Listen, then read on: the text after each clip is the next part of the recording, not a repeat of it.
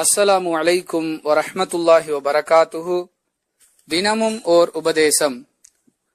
ஒரு முஸ்லிமை திடுக்குறச் செய்வது எந்த ஒரு முஸ்லிமுக்கும் ஆகுமானதல்ல என்று ரசூலுல்லாஹி ஸல்லல்லாஹு அலைஹி வஸல்லம் அவர்கள் கூறினார்கள். அறிவிப்பவர் அப்துர் ரஹ்மான் பின் அபி லைலா ரலியல்லாஹு அன்ஹு. நூல் அஹ்மத், ஹதீஸ் எண் 21986.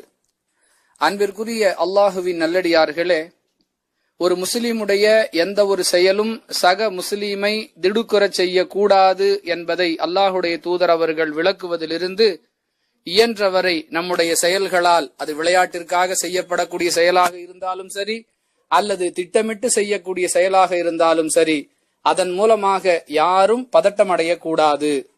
எந்த சூழ்நிலையில் அல்லாஹுவின் தூதர் அவர்கள் இந்த உபதேசத்தை செய்திருக்கிறார்கள் என்பதை வைத்து அதிலிருந்து நாம் பல படிப்பினைகளை பெற்றுக்கொள்ள முடியும். ஒரு பயணத்தில் பெருமானார் ஸல்லல்லாஹு அலைஹி வஸல்லம் அவர்களோடு இருந்த சில நபித்தோழர்கள் ஆங்காங்கே ஓய்வெடுத்துக் கொண்டிருக்கும் நிலையில் ஒருவர் ஆழ்ந்த உறக்கத்தில் ஆகிவிடுகிறார்.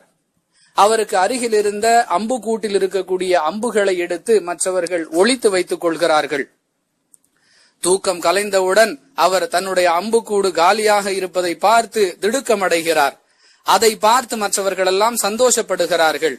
இதை அறிந்த பெருமானார் ஸல்லல்லாஹு அலைஹி வஸல்லம் அவர்கள் அந்த சூழ்நிலையில்தான் ஒரு முஸ்லீமை திடுக்குறச் செய்வது எந்த ஒரு முஸ்லிமுக்கும் ஆகுமானதல்ல என்று உபதேசம் செய்கிறார்கள். எனவே மற்றவரை நோவினை செய்து அதை பார்த்து நாம் மகிழ்வது, மற்றவருடைய பொருளை அபகரித்து ஒளித்து வைத்துக் கொண்டு அதனால் அவர் பதட்டம் அடைவதை பார்த்து நாம் சந்தோஷப்படுவது, இதுபோன்ற காரியங்களிலிருந்தும் முற்றாக விலகிக் கொள்ள வேண்டும். அல்லாஹ் உதவி செய்வானாக. வாஹிரு தவானா அனில் ஹம்துலில்லாஹி ரப்பில் ஆலமீன். அஸ்ஸலாமு அலைக்கும் வரஹ்மத்துல்லாஹி வபரகாத்துஹு.